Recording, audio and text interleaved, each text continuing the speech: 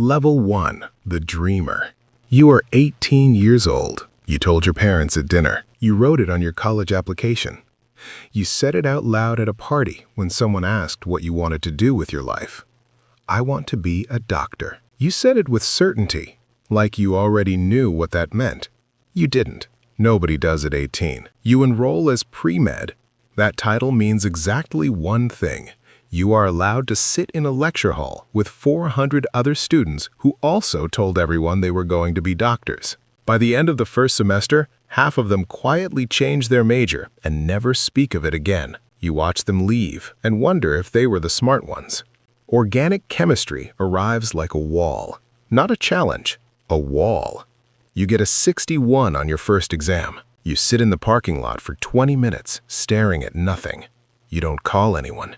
You don't know how to explain the feeling. You volunteer at a hospital. You wear a badge that says volunteer in large red letters. It's there so no one confuses you for someone who matters. You refill water pitchers. You push wheelchairs. You deliver flowers to rooms where people are quietly running out of time. A nurse asks you to grab a blanket. You feel useful for the first time in months. You study for the MCAT like it's the only thing standing between you and the rest of your life, because it is. You apply to 22 schools, rejected from 16, waitlisting at 3, accepted at 2. You choose the one with more financial aid. You sign the paperwork. You are $190,000 in debt before you have treated a single patient. Welcome to medicine. Level 2. The medical student. 4 years. That is what separates you from the letters MD. The first 2 years are information delivered at a speed the human brain was not designed to handle. You memorize every bone, every nerve, every arterial branch, every disease so rare most doctors will never see it, and you learn it anyway because the exam doesn't care what's common. Then comes anatomy lab. There is a body on the table. A person who chose to donate themselves so that you could learn. The room smells like formaldehyde and something underneath formaldehyde, something you can't name and will never forget. You are handed a scalpel. Your hands shake. You make the first incision. The room goes quiet. You name your cadaver. Calling them the body feels wrong. You spend 4 months with this person. Years later, in the middle of surgery, in the middle of an ordinary Tuesday, you will think of them without warning. Third year, you are put in the hospital. Short white coat, stethoscope you barely know how to use. You are asked questions on rounds in front of everyone. When you don't know the answer, the silence is loud enough to feel. You learn to say, I don't know, but I'll find out, because guessing is worse. During internal medicine rotation, you watch a man die. The monitor flatlines. The attending calls it. The nurse turns off the machines. You stand there not knowing where to put your hands. Nobody told you what to do in that moment. Nobody teaches you how to carry it home. Level 3. The intern. You graduated. You are technically a doctor. You know almost nothing. That is not modesty. That is the universal truth of every intern who walks into a hospital on July 1st, the day new residents start across the country. Nurses call it the July effect. Every new doctor is learning on the job simultaneously, and the learning curve is a cliff with no railing. You work 80 hours a week. Some weeks it's 90. You take 28-hour calls, overnight, then expected to function the next day. The call room mattress is thin. Your pager goes off 15 minutes after you close your eyes. You are standing before you are fully awake. You get things wrong. A senior resident pulls you aside and corrects you. You want to disappear into the floor. You go home after a 14-hour shift. You eat cereal standing over the sink. You wonder quietly if you made a mistake. Then a text arrives from a patient's family. They're thanking you for being kind to their mother. You set the cereal down. You cry a little. You go to sleep. You wake up and go back. Level 4. The resident. You survived intern year. That is not nothing. You start making real decisions now. Not orders someone else approved, actual clinical judgment about actual human beings. A patient comes in with chest pain. You work the differential in your head, order the tests, read the results, and decide. You are right most of the time. You are wrong just enough to keep you from getting comfortable. The weight of that responsibility never leaves. You just learn to carry it differently. You teach the interns. You see yourself in their exhausted faces. You pull the struggling ones aside in the hallway and ask if they're okay. Sometimes they say fine. Sometimes they tell you everything. You listen. You promised yourself you would.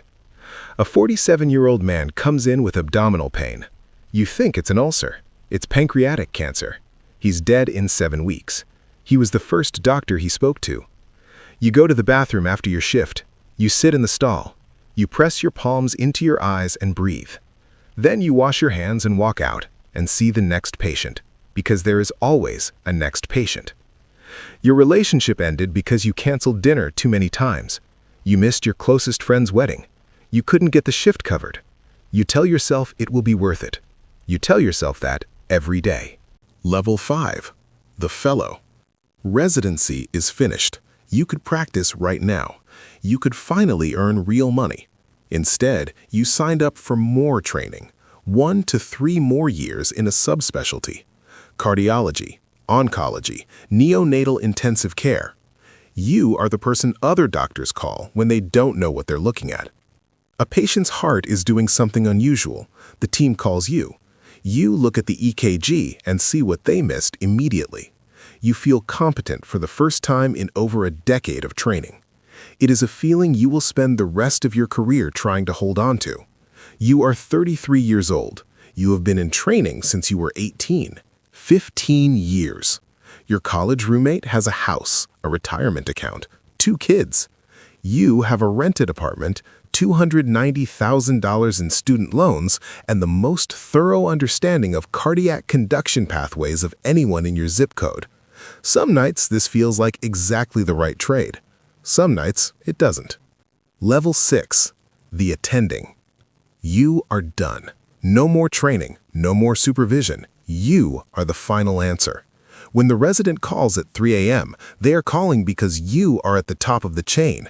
Your decision is the decision. If it's right, the patient has a chance. If it's wrong, the patient might not. You build relationships with patients who return year after year. The man who refuses his blood pressure medication no matter how many ways you explain it. The 16-year-old with leukemia who looks you in the eye and asks if she's going to be okay. You tell her you're going to fight. You mean it with everything you have. For about 6 months, you feel like you made it. Then the weight arrives. There is no one above you to catch your mistakes anymore.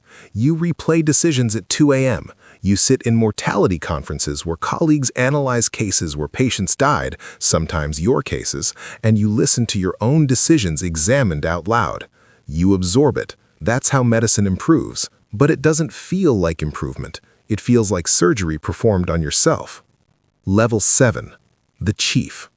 They ask you to lead, not just practice medicine, run the department. Every physician under you is your responsibility, their outcomes, their errors, their burnout. When one of your surgeons makes a serious mistake, it lands on your desk. When administration wants to cut your budget, you are the one in the room fighting. You spend more time in meetings than you ever imagined.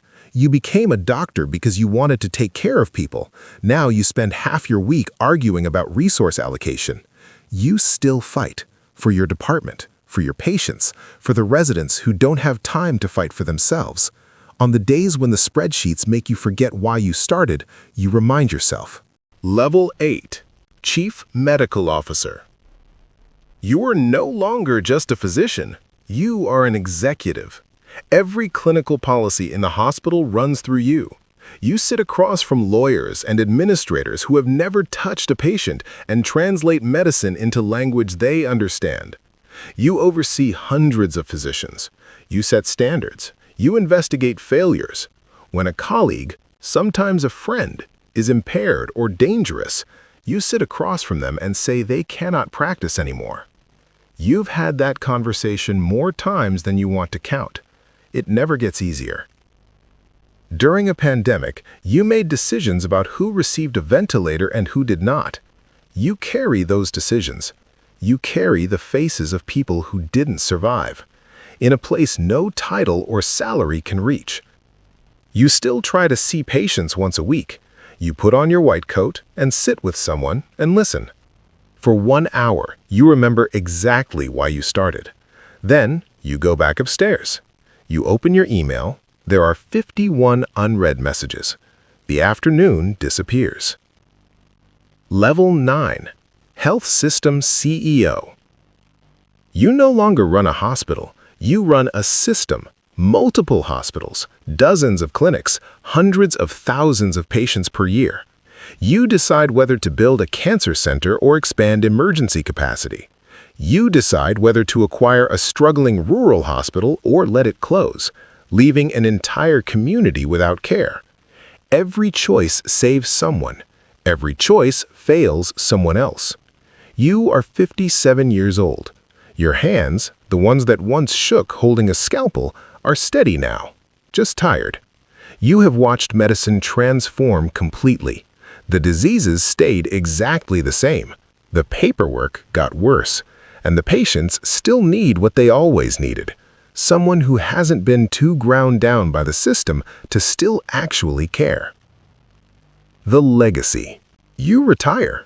You take your white coat off the hook for the last time. It's worn at the cuffs. There's a stain on the pocket from a code blue years ago that never came out. You should throw it away. You can't. Former residents, now attendings, department chiefs, some running their own hospitals, fly in from across the country. They tell stories. They call you the reason they stayed in medicine when they were ready to quit. You didn't know. You never do while it's happening. You go home. One of your kids is in medical school. You told her not to. She didn't listen. She has that look, terror and certainty mixed together.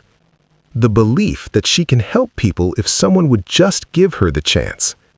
You cannot protect her from what's coming: the exhaustion, the losses, the system that will try to wear her down, the patients who will break her heart, the ones who will make everything worth it.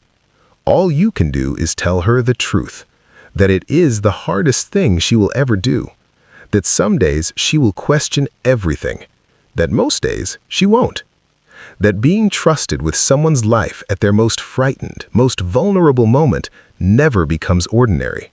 No matter how many years pass, it never becomes ordinary. Right now, somewhere, a code is being called. A team is sprinting down a hallway.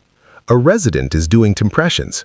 A medical student is standing in the corner with wide eyes and shaking hands, wondering if this is really the life they want. It is chaos. It is terrifying, and it is the most important thing happening in that building at that moment. A group of people who sacrificed more than anyone outside those walls will ever understand are fighting to keep a stranger alive. They don't know each other's last names. They don't know each other's stories, but they know exactly what to do, because they've done it 100 times before, and they will do it 100 times again. That is the hospital. That is what every level of this journey exists to serve. That is why the cycle never stops.